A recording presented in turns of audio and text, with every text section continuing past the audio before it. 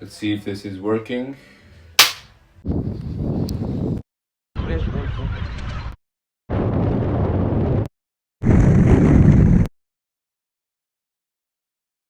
So, what is going on, guys? Welcome back to yet another video here on the Free Fighters YouTube channel. And today we're going to be talking about camera flying, like we did on the camera flying series, but we're going to be doing a little bit of a different episode in between the photography part of the series and the videography part of the series. We're going to be talking about Snag hazard philosophy. Yes, this is a theme that I talked about during last year's European Skydiving Symposium, and I was asked to make an article for Skydive Mag, and I did write the article, and I'm going to kind of read the article as well to you and demonstrate a little bit of the images attached to it as well, to make it in a video form that I can publish for you guys to see in the camera flying series. So as everybody's familiar with, there's new technologies being presented every day. Manufacturers have been able to develop things that are smaller, lighter, easier to work with, have better quality, perform better in their own aspects and fields. And all of this has been more and more intrinsic in our lives. And in this video, we're going to discuss how it affects the sport of skydiving. And in this video, we're going to talk about how that evolution affects our sport in a small way that translates into a bigger way. So camera flying, if we look at it, why is there even the term camera flying? Why does it even exist? Jumping with the camera in your head means that you're a camera flyer. You're jumping with the camera. Well, to fully understand why this term even exists, we need to go back a little bit and understand where it came from. But when all said and done, camera flying is jumping with the camera. You're capturing the moment with your friends, making some money maybe, making some history if you're lucky enough. But having fun is the main objective. Then sharing the fun on a screen or on a piece of paper, or on a magazine, whatever, with your friends later. That's the main objective of camera flying. But since it's so simple, camera flying is really just attaching the camera to your head. A GoPro works, right? Everybody's a camera flyer because everybody jumps with a camera in their head. Well, it's not that simple. Back in the day, you wouldn't have, camera flyers. You wouldn't have camera flyers wearing GoPros and tiny cameras. Cameras were big, like we talked about in the first episode. Cameras were bulky, and you needed to be proficient to fly with them, not only in skydiving, but also in camera flying. You needed to be a real master of your craft in order to be able to be the camera flyer. There was a full load, full of people, 18 people, 20 people, wherever, and one camera flyer, or more, sometimes more, but usually one camera flyer to capture the formation and later rewatch it. And you wouldn't post it on Instagram or anything. You would gather your friends, watch a VHS tape of your jumps, and you're like, oh yeah, look at it that I did, oh my god. Or you post a picture, just like this one, on your office, so that when people come in, they're like, oh my god, dude, you did that crazy jump. That's how things used to be done. It's no longer like this. Things are much simpler. Media gets consumed in a very different way these days. And so the way that media is produced is also changed. Nowadays, the way that this skydiving media is produced has been divided into two categories. There is your regular skydivers that attach a little GoPro to their head and capture their videos, point of view kind of thing, which is completely fine, it's nice. And there is also the business side of things. Just like there were big cameras back then, there's still big cameras today, there's still professional cameras today. The only thing that changed in those cameras is that they are really good at what they do. They have big sensors, they have nice sensors, a lot of megapixels, if that's what the camera is about. They have good stabilization if that's what the camera is all about. Great lenses have also been developed along the years, and we have the best gear to create the best videos and photos possible. And we also have affordable, small and lightweight pieces of gear, cameras such as GoPros and other brands that also provide you with amazing imagery that can be easily captured by anyone with very limited experience in videography or photography. We have the smallest cameras ever, we have the best cameras ever, we have the best quality of footage ever, and we've got the safest helmets and the safest ways of attaching the cameras to our helmets ever. We also have the most amount of information available online and on written articles and magazines ever. So this means that yes, this is the best time ever to be doing the sport and capturing the media that we want to capture. The use of cameras has become so universal that we don't really think about why is he wearing a camera. We think about why is he not wearing a camera. I know when I'm in the plane and I see a full load of experienced people, maybe doing a competition or something, I look at a helmet and it's all clean and beautiful, and I think, wow, he's not using a camera. Why is he not using a camera? Which is really counterintuitive. When you think about it, you should think, oh wow, why is he using a camera? No, why is he not using a camera? It's really curious that we think about this these days. As with everything, there's many risks associated with camera flying. But today we're only going to be focusing on the risks associated with the beginner jumpers that are trying to capture the first person kind of video, that kind of thing. People rushing into camera flying, people rushing to put a camera on their head. That's who we're going to be focusing on this video. We're going to do another video with regards to more experienced camera flying in the future. There are many risks to jumping with a camera, of course. One of them being kind of obvious, the loss of some money if you lose the camera or damage it. It's an extreme sport. The camera is going to be subject to extreme conditions, and losing 500 euros is always losing 500 euros. Even though it's not the main thing people focus on, it's still a thing to take in consideration. If you don't want to lose your camera that's very precious to you, or if you don't want to damage it, maybe skydiving is not the thing to use it for. This is not as bad as the second risk we're going to be talking about, which is snagging your camera on many parts of your or other person's rigs. Yes, other person's rigs. I'm looking at you, FF instructors with bridles on your cameras. I'm looking at you, crazy hybrid zoo dives with the GoPro stuck in a metal D handle, which shouldn't be jumped anyways, both the GoPro and the handle, if they are not proper for the type of jump. Just like we reduce the snag hazards of metal D handles by creating pillow handles, we also reduce the snag hazard of GoPros by creating snag-free mounts. There is absolutely no excuse to jump a snag, snag-worthy mount. What do you call it? Snag mount?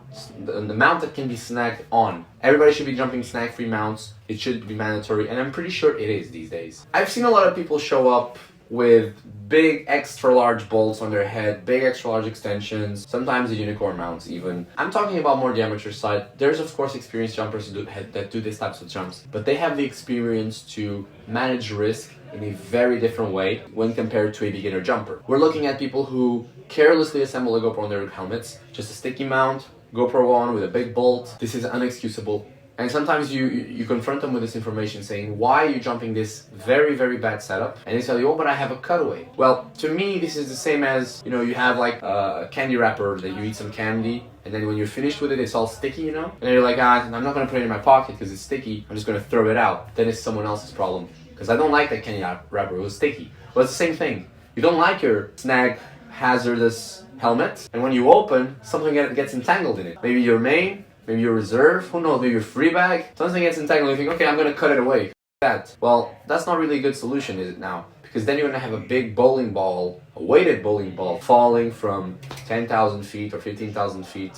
And it's gonna hit a little kid, a little family looking up at you jumping. People come and see other skydivers jump. There's always bars in the drop zones. There's people that are accompanying tandems. They're looking up. There's families working nearby or living nearby the airfield. One day, you're gonna cut away. The helmet's gonna be free, or the GoPro is gonna be free. It's gonna go falling down like a missile. It's legitimately gonna kill someone. The mayor's office is gonna get involved. There's gonna be complaints. They close the airfield for a few months maybe. Who knows? No more skydiving. Is that good? Just because you weren't able to get a snag-free mount for your GoPro, or even MacGyver your way into having your snag-free mount. How can you tell if your helmet is snag-free or not? It's pretty simple. If you pick up a little piece of line from a parachute, or maybe even a shoelace works, and you dance it around the helmet, similar to how a bridle dances on your back when you have a parachute hesitation. You can look for parachute hesitation videos on YouTube, and you'll be able to find, and if you simulate the way the bridle, the line dances, if it gets attached to any part of your helmet, that's a snag point. That can be bolts, extended mount, etc. You can get your helmet to be less snaggable with a little bit of tape.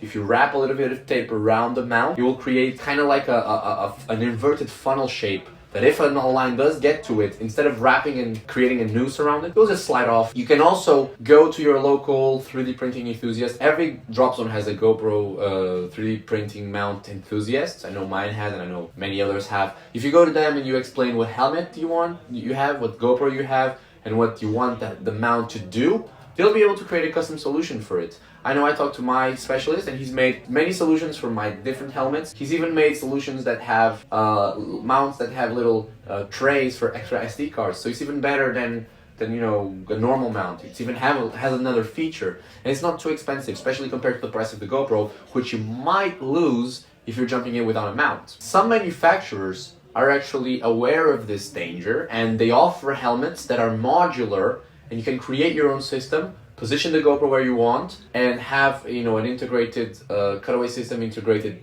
mount. I know the G35 from Cookie has a very good mount that you can actually release if something does happen. I would find it hard for the roll mount from the G35 to get the line entangled in there, but it can happen, yes, but there's still a cutaway if really, you know, it's your life on the line.